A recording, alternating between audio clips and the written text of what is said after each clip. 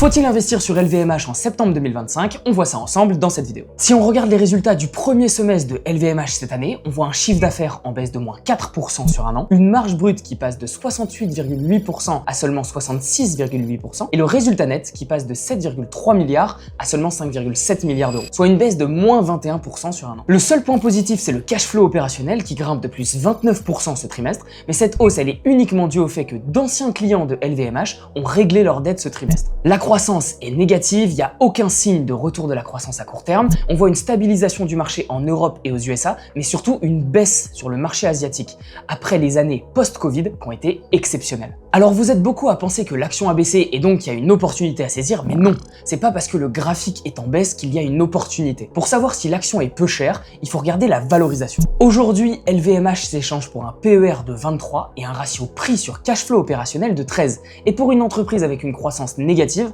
je trouve que la valorisation est raisonnable. Ça veut dire que même si l'action a beaucoup baissé, il n'y a aucune opportunité à saisir aujourd'hui. J'attendrai personnellement un retour de la croissance avant d'envisager un investissement sur LVMH.